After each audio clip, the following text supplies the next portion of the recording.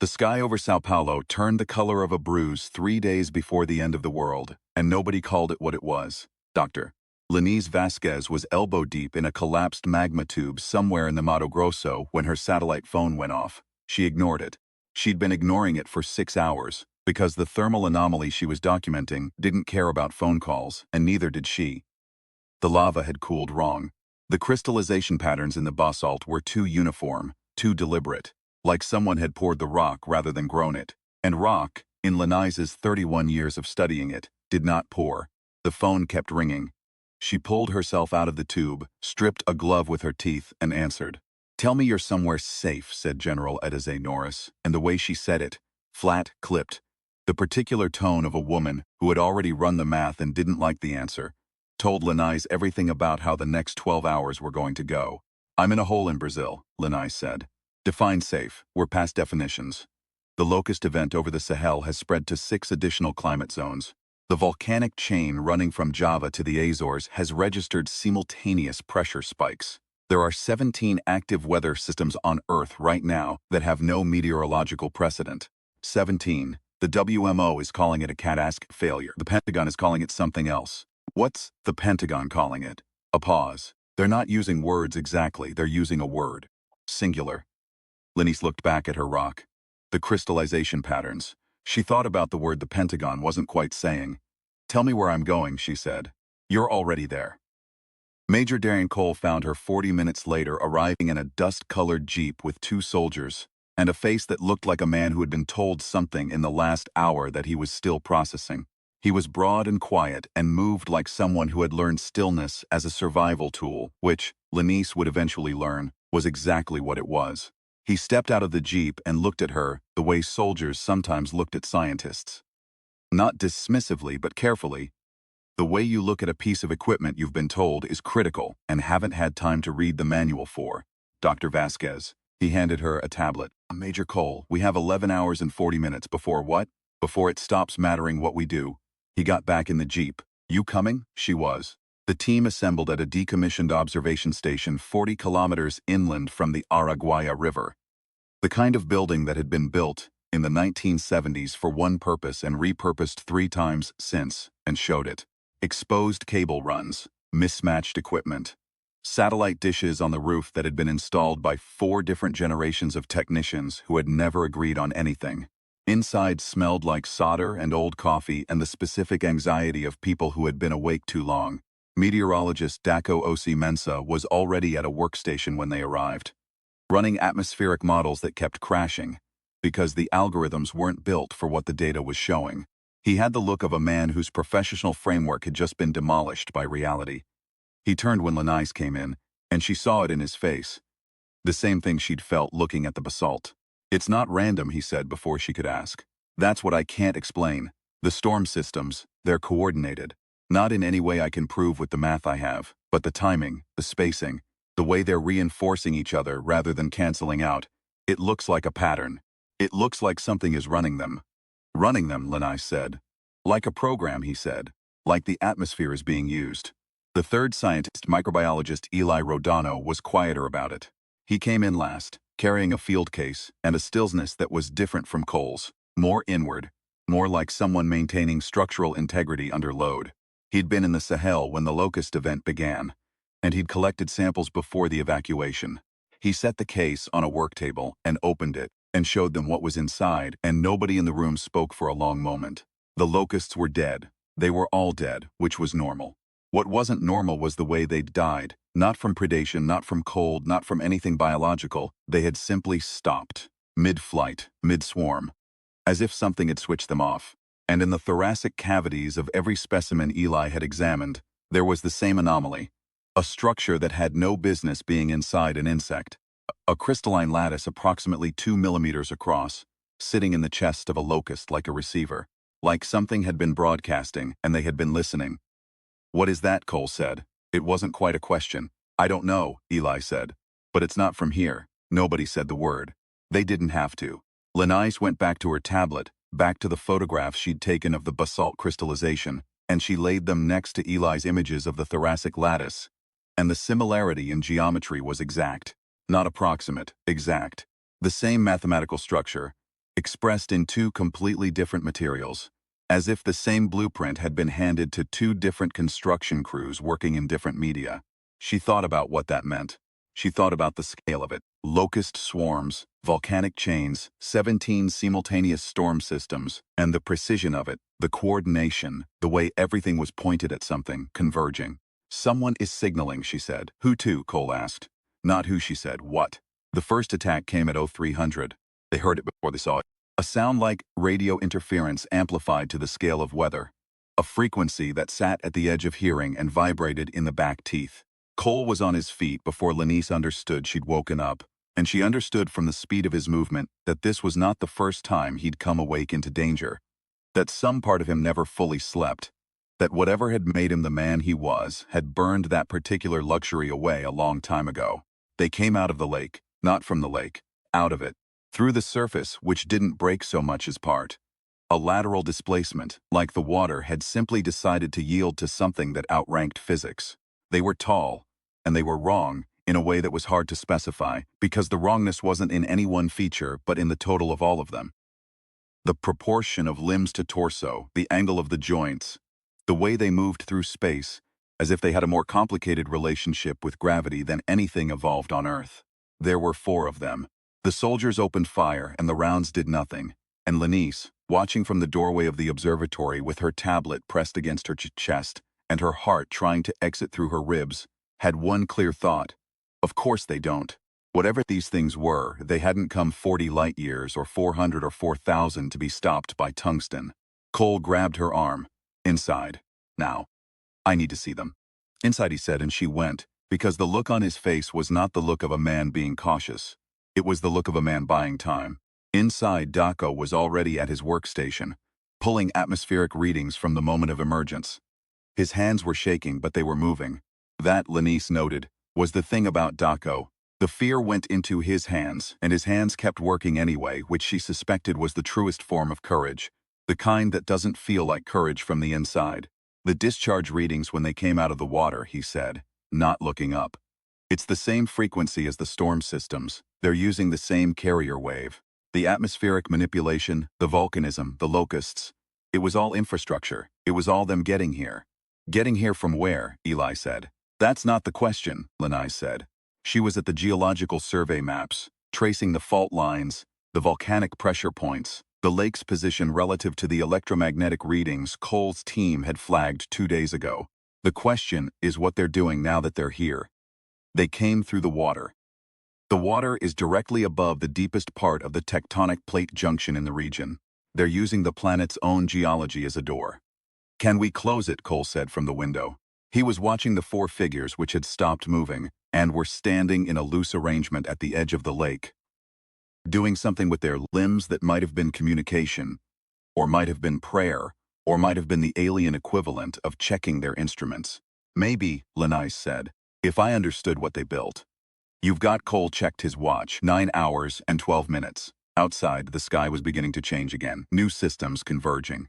The air smelled like ozone and something older, something that had no name in any human language because it had never previously been breathed by anything with lungs. It was Eli who made the connection, at 0500, over bad coffee that had been brewed 3 times and tasted like it. He was staring at the thoracic lattice specimen under a field microscope, and he'd pulled up a structural model on his tablet, and he sat back and said, very quietly, "It's a harmonic resonator." Everyone looked at him. The structure in the locusts, in the basalt, they're tuned to a specific frequency, the same frequency Daco identified in the storm systems. They're not just infrastructure. They're also amplifiers. He turned the tablet around. They built a planet-scale antenna. The locusts, the storms, the volcanic activity. It was all arranged to create a standing wave of a specific frequency, and the standing wave opened a passage through the tectonic junction, and they came through the passage. How do you close a passage? Cole said. You disrupt the standing wave, Eli said. How do you disrupt a planet-scale standing wave? They all looked at Lenise, because she was the one who understood the rock, and the rock was the foundation of all of it. The antenna, the passage, the geometry of the whole system. She put down her coffee. She picked up her tablet. She pulled up the magma tube she'd been documenting, the one where her phone had rung, the one with the wrong crystallization patterns. She laid it over a topographic map of the region and traced the geometry of the tube network beneath the surface and found, because she had spent her entire career learning to read what the Earth was trying to say, the node. There is always a node. In any resonant system, there is a point where the energy converges, where the wave is at its maximum amplitude, where the architecture of the whole structure is most exposed and most vulnerable. You don't need to destroy the whole antenna. You just need to find the place where it is most precisely itself. There, she said, putting her finger on the map. 40 meters below the lake bed. There's a magma chamber that has been artificially pressurized. They used the volcanic activity to load it like a spring. It's holding the passage open. If we release that pressure in the right direction, we collapse the standing wave. And how do we do that? Daco said. We drill, she said, and then we blow. Cole looked at the map for a long time. Then he looked at his watch again. Then he looked at Lenise with an expression she would carry with her for the rest of her life, which was the expression of someone deciding to trust another person completely, not because they had certainty, but because they had nothing else. Tell me what you need, he said. What she needed was drilling equipment which they did not have.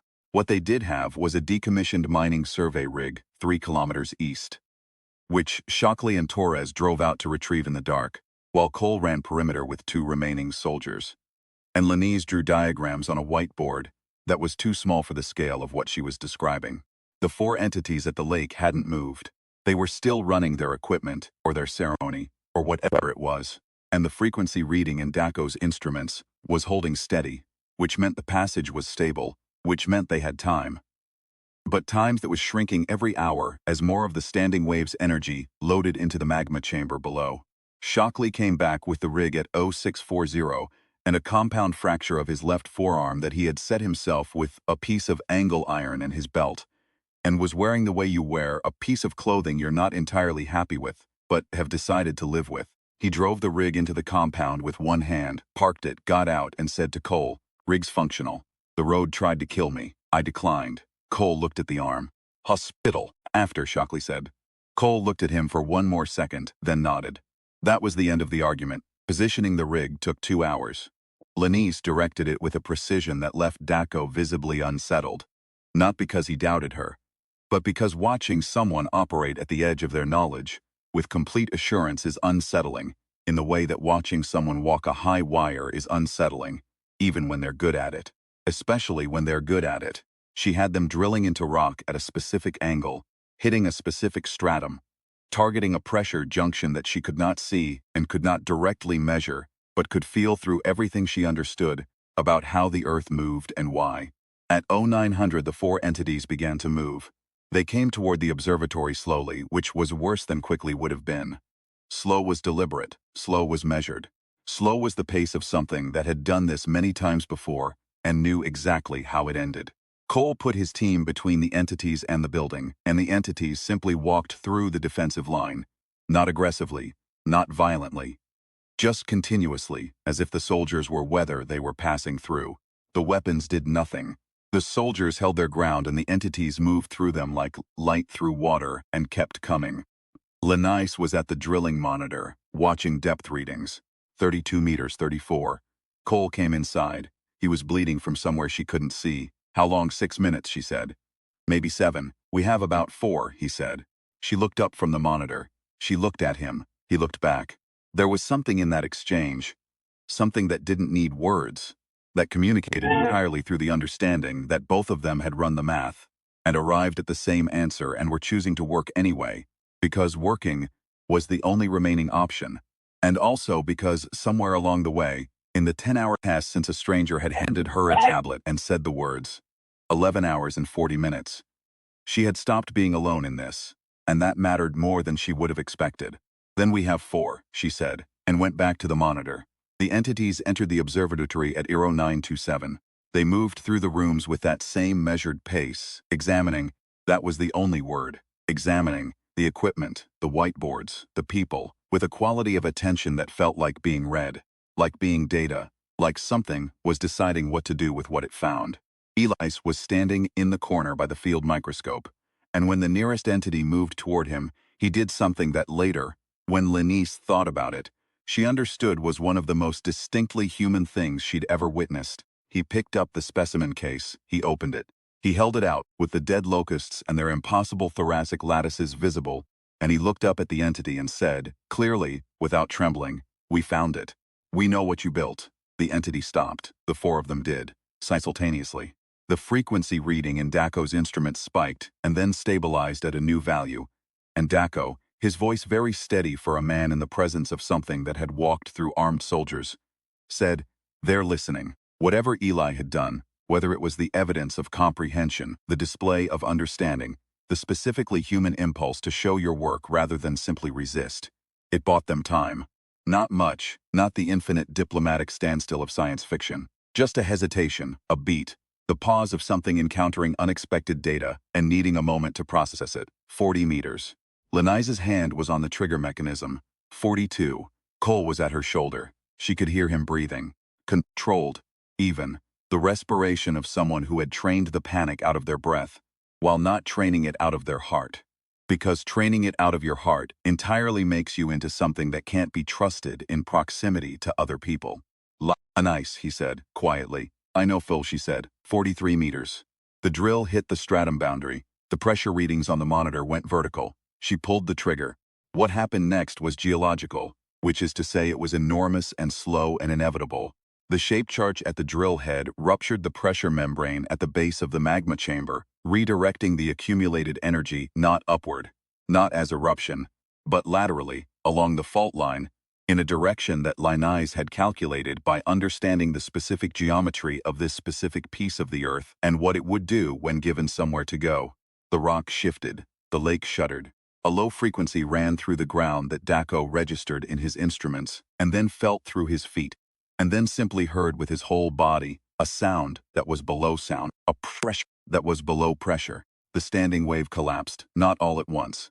It came apart like a structure under load, progressively, from the node outward, the harmonic architecture unwinding in a cascade that Daco watched on his instruments with an expression of scientific awe that he would feel terrible about later and would eventually make peace with.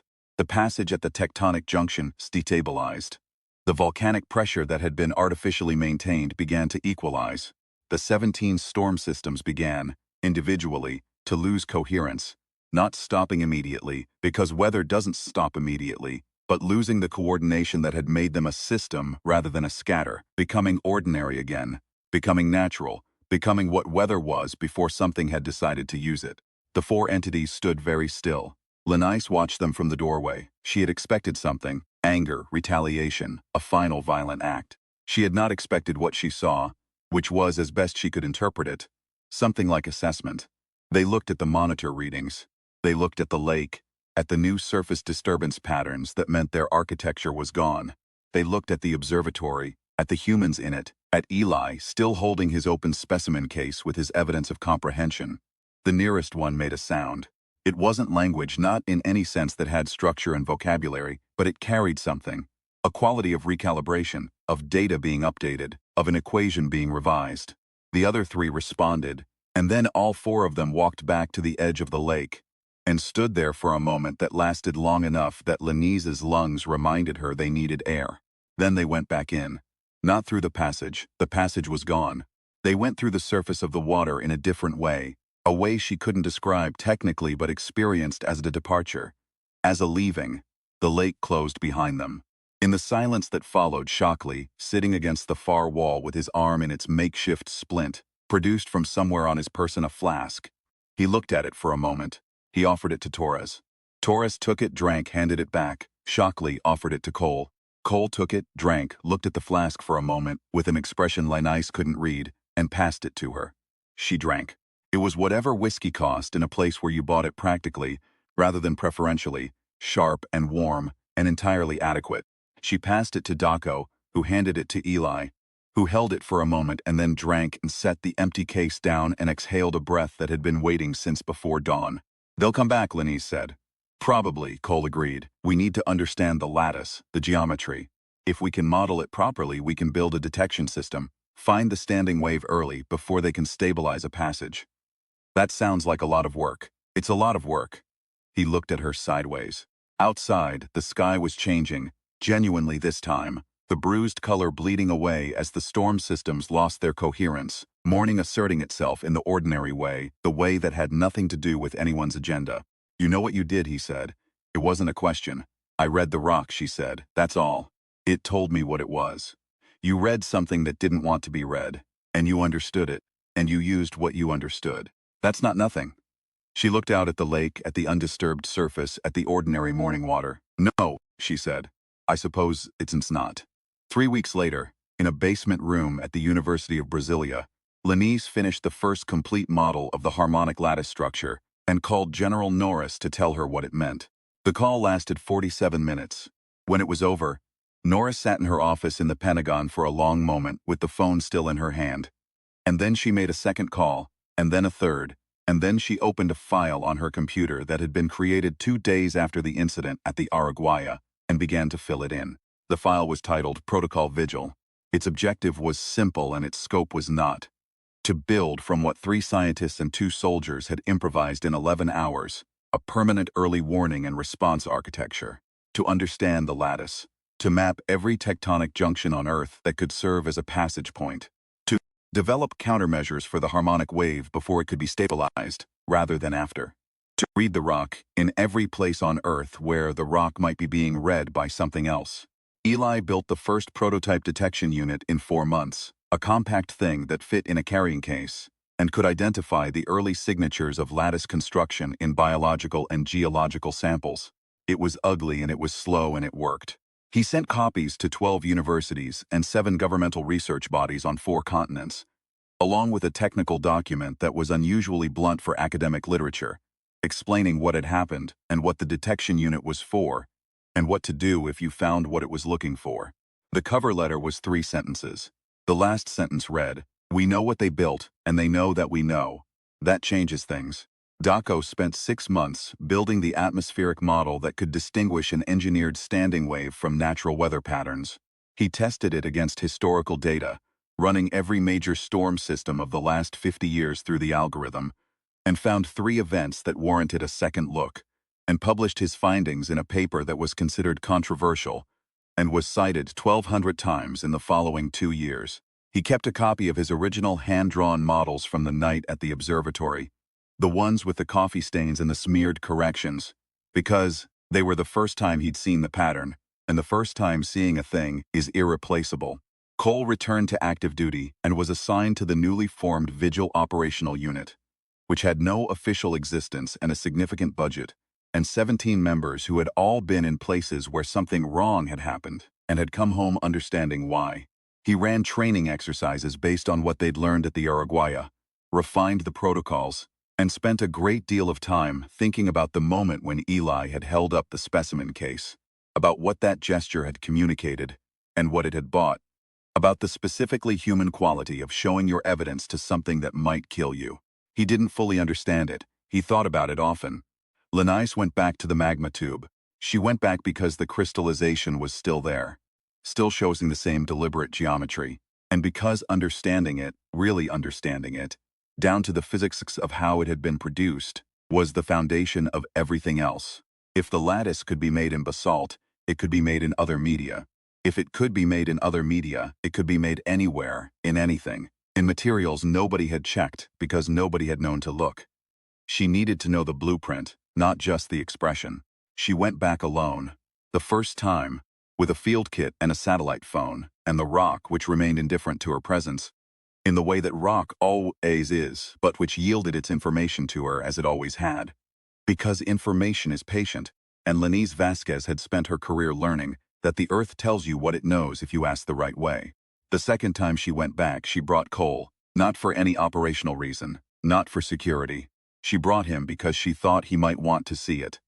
The thing she read, the thing that had told her where to drill, the specific piece of evidence from which everything else had followed. She thought he might want to know that it looked like rock. "That's what you were looking at," he said, crouched in the tube with her headlamp on the basalt, before Norris called. "That's what I was looking at." He studied the crystallization patterns for a long time. She watched him see them, not understand them, because that required 10 years of volcanology, but see them. See the deliberateness, the geometry, the fact that something had made this. "How long had it been here?" he said. The isotope decay puts the crystallization event at approximately 60,000 years ago, she said. He sat with that for a moment. They've been planning this for 60,000 years. Or they've tried before, she said. Or there are others, and this was the work of a different group. I don't know. But the architecture predates any human civilization that could have stopped it. And yet, she agreed. He was quiet for a moment more. Then he said, my grandmother used to tell me that humans were stubborn in a way nothing else was. She meant it as a criticism mostly. Too proud to admit defeat. Too ornery to give up when giving up would be the sensible thing. Sounds like a criticism, Lenise said. Mostly, he said. But she told me once, just once, that the stubbornness was also the thing she loved most.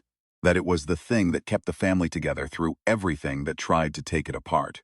She said stubbornness and love were the same thing, worn differently. Lenise looked at the basalt, at the 60,000-year-old blueprint for the end of the world, which they had disrupted with a drill rig borrowed from a mining survey and a shaped charge, and the accumulated knowledge of a woman who had learned to read rock, because it was the most honest thing she'd ever found. She was right, Lenise said. Mostly.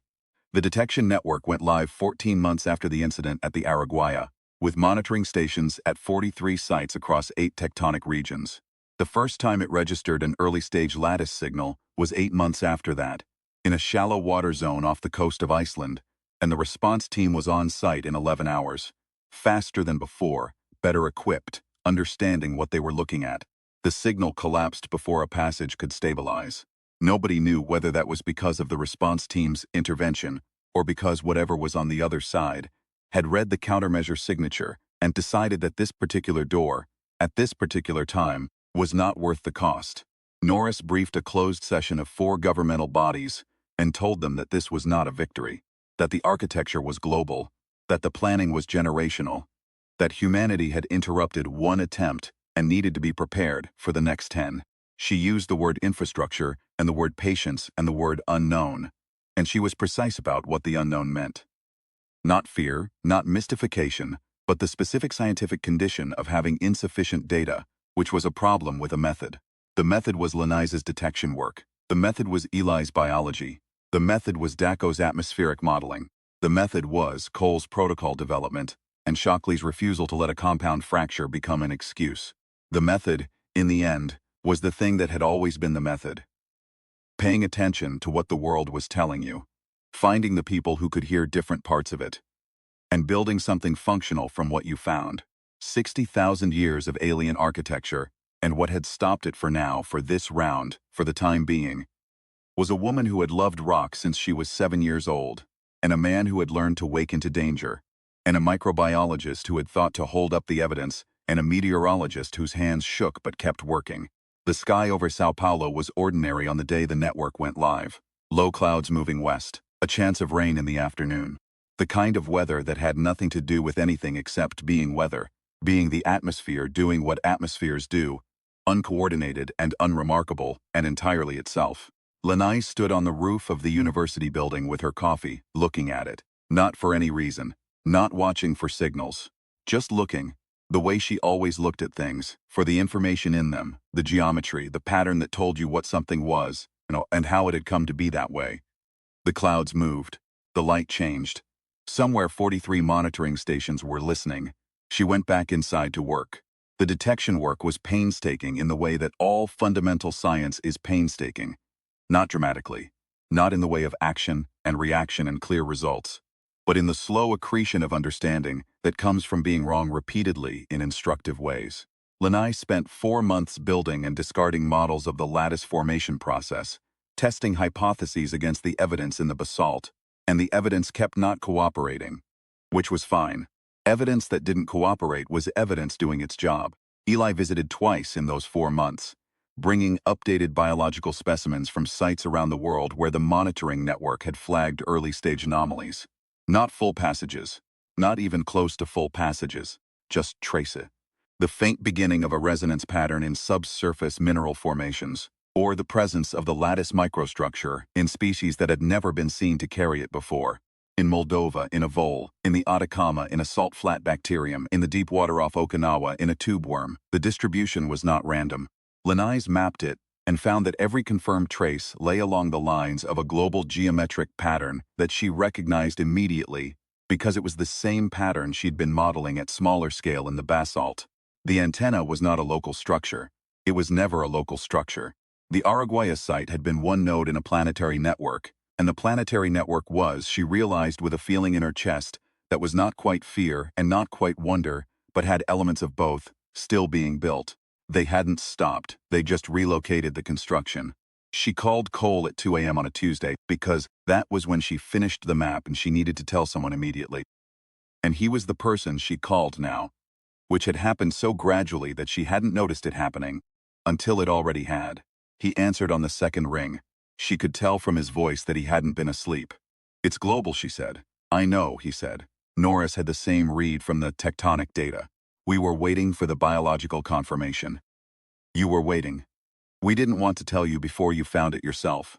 You needed to find it yourself." She thought about being annoyed about this. She found she wasn't. "Why?" she said. "Because people who find things themselves believe them differently than people who are told," he said. "And I need you to believe this completely. The map you've built, we need you to believe it." Outside her window, Brasilia was doing what cities did at 2 a.m., which was existing quietly in its own enormous way, indifferent to the conversation happening in a fourth-floor office in its university district.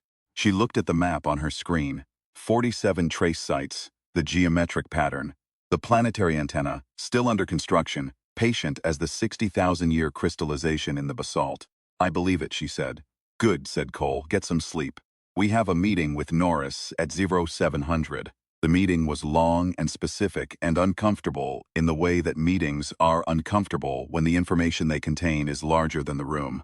Norris was a compact woman with the quality of someone who had been making difficult decisions for so long that the difficulty had become structural, just part of how she moved through situations. She looked at Lenice's map for a very long time before she said anything. What she said was, "How long do we have?" "Before the planetary antenna reaches the activation threshold," Lenice said. "Depending on the rate of construction, somewhere between 8 years and 15. That's a wide window. I can narrow it when I have more trace data from the monitoring network." "What happens when it reaches activation threshold?" "The standing wave goes global," Lenice said. "Every tectonic junction on the planet simultaneously viable as a passage point. Not 4 entities, not 400. A full-scale ingress at every point where the geometry is right." Norris sat with that. "Then we have 8 to 15 years to figure out how to make that impossible," she said finally. It was not a question and it was not a statement of despair. It was a work order. Cole, sitting to Lassie's left, said, "We've already disrupted one node. The physics doesn't change at scale. We need the counter-resonance architecture deployed at enough sites to make the global wave incoherent." "How many sites?" "Linus's model says 43 minimum, ideally 60, and who builds 60 deep subsurface counter-resonance installations in 8 years. "We do," said Cole, "with the right people." Norris looked at him, then at Lenice, then back at the map. "The right people," she said. "People who found it themselves," Cole said, "who believe it completely." It began with 12. 12 sites in the first year, because 12 was the number of sites where the monitoring network had both confirmed trace activity and where Lenice could identify a viable pressure junction suitable for counter-resonance deployment.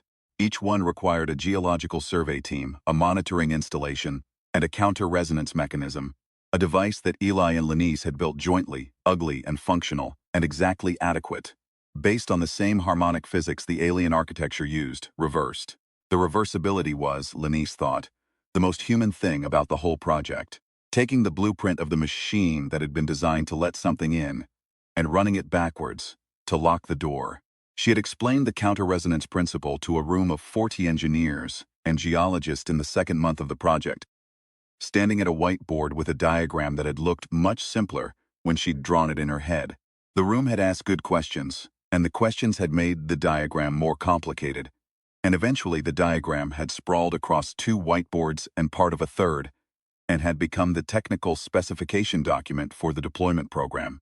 After the room cleared, one of the engineers, a young woman named Fatima, who had come from the seismology program at Cairo University, and had the specific quality of someone who had just learned something that reorganized her entire sense of scale, came up to Lenice and said, "This is the most frightening thing I've ever heard. I want to work on it." Good, Lenise said. We need people who understand what they're afraid of. By the end of the first year, there were 47 people who understood what they were afraid of.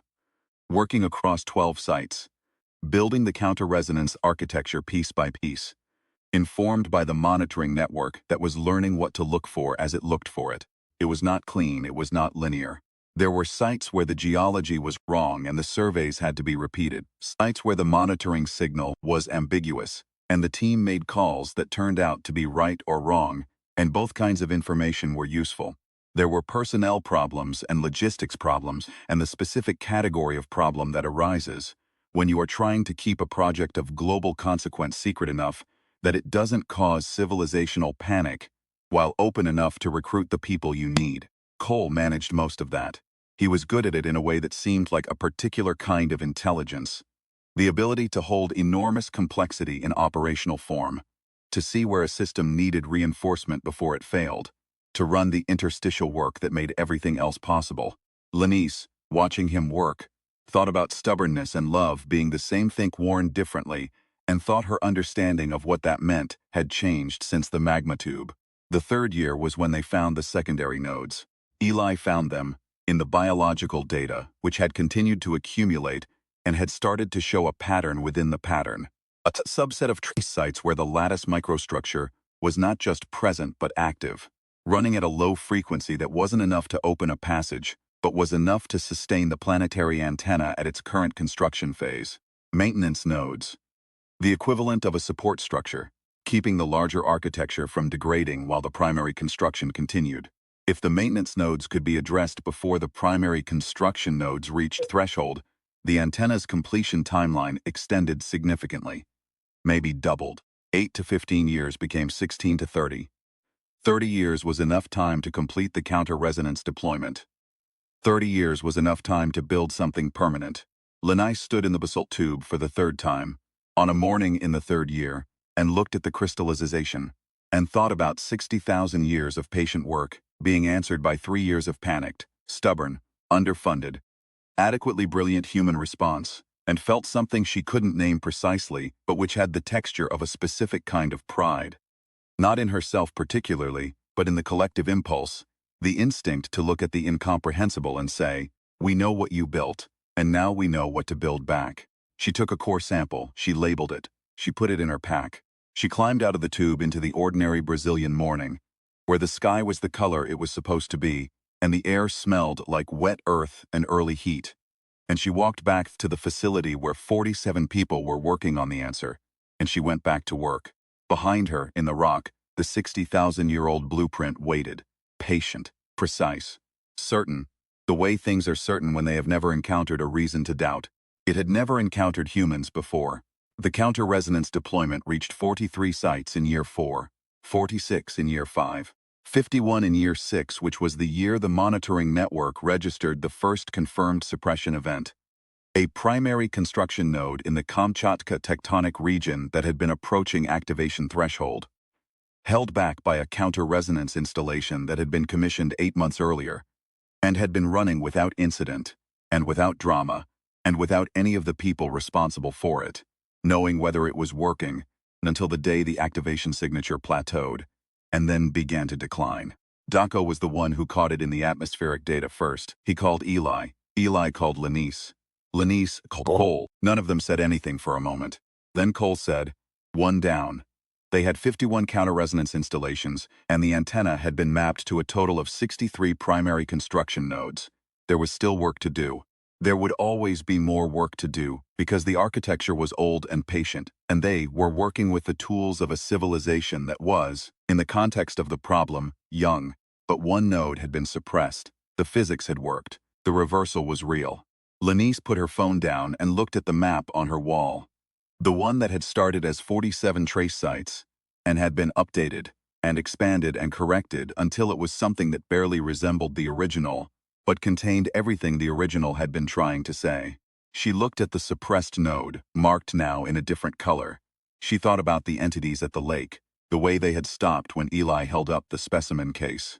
The quality of recalibration she had seen in them, or thought she had seen. The updating of an equation, the revision of an assumption. She had wondered since that morning whether what they had communicated was anger or frustration or simply unexpected variable, recalculate. She wondered if they were recalculating now. She thought probably yes. She thought probably they had been recalculating since the Araguaia and would continue recalculating, and that the recalculation might lead somewhere nobody had mapped yet. That was fine. Unknown territory was territory with a method. The method was what they had. Outside, the monitoring network listened to the rock. The rock told it what it knew. Somewhere 47 people, who understood what they were afraid of, went back to work.